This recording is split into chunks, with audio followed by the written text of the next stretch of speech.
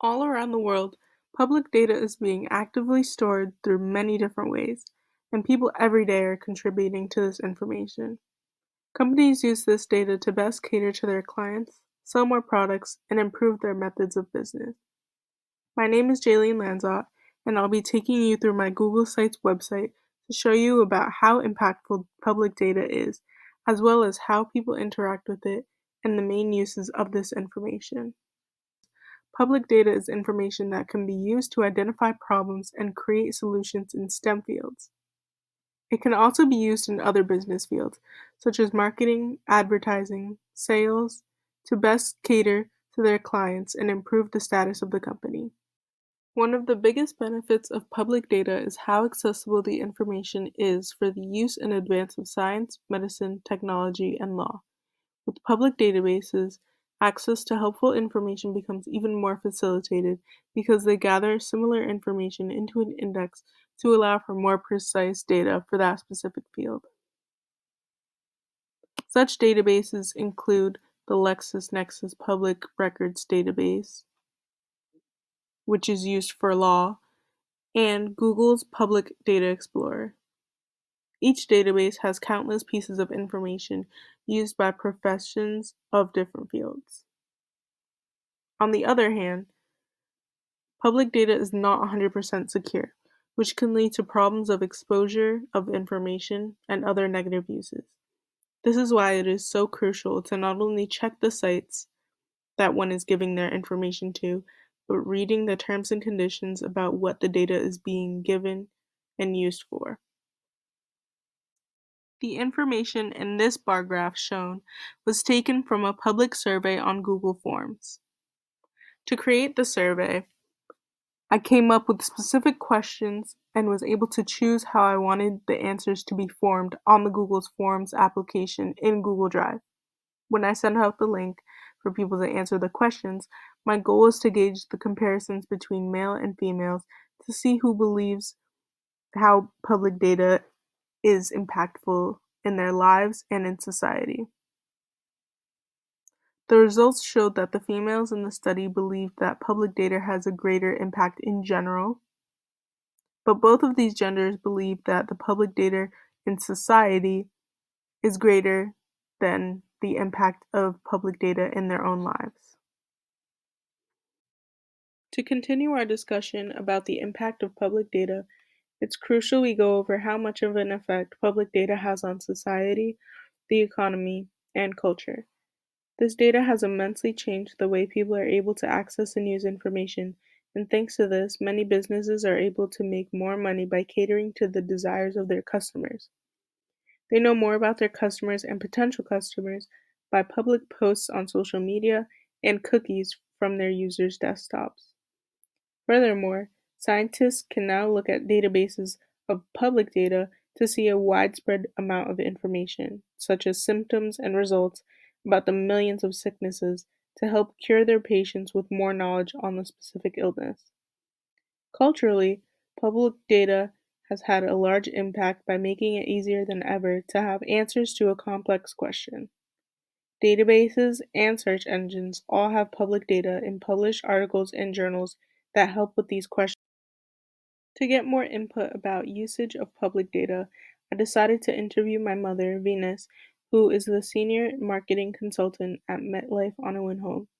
In this video, she shares her experience with public data in her line of work and in the marketing profession. To make this video, I used my iPhone to capture the recording, GarageBand to create the music for the background using presets and a piano, the app Fonto to create the title slide, and Clipchamp to add text and put music, audio together to create the final video.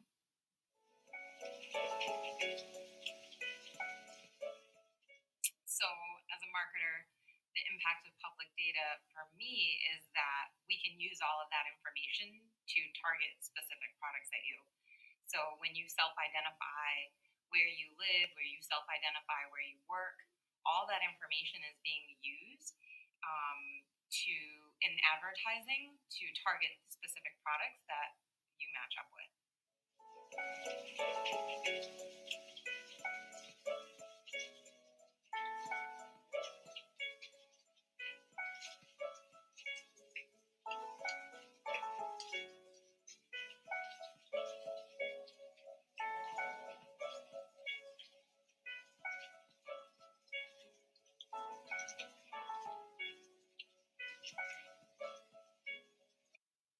Now we've really seen how many different fields public data can be useful in. Businesses are always gathering information to improve their algorithms, assist their employers, and advertise best to their customers. For example, the graph below shows the times leading up to and following midnight on New Year's Day. This information, gathered by information from Uber, shows when the most expensive times to get a ride are during these hours. This can be used by the company to send certain people to certain locations, change price and rates, etc. In a similar sense, cookies, information stored on desktops, are used by clothing stores to show which items would best suit your desires. When agreeing to allow cookies to be stored, you're giving the website access to follow what you click on, how much you go back to a certain item, and what you buy, so that when you're on your desktop, you will see advertisements about the items you may or may not have bought and other things you'd like. One of the technical aspects of public data is how a user interacts with the innovation. As said before, there are many ways that someone can interact with public data. Some examples include posting on social media, engaging in websites with cookies, or having a record of illnesses recorded by doctors at a hospital. These are just a few examples. A current example would be someone in the medical field using public data to measure statistics of the COVID-19 pandemic. They could have data about where patients have recently been, what symptoms they have, etc., to find better patterns in order to figure out a cure or ways of preventing it from spreading. The following screenshot is from the Worldometer chart, and it shows the gathered information about the coronavirus in the United States. Public information has a relationship to data by consuming the data about a specific user individual and produces data such as advertisements following specific patterns in your searches or similarities for things that you would most likely want. This data and information, however, is all being gathered by what individuals put into, search, and click on the computer.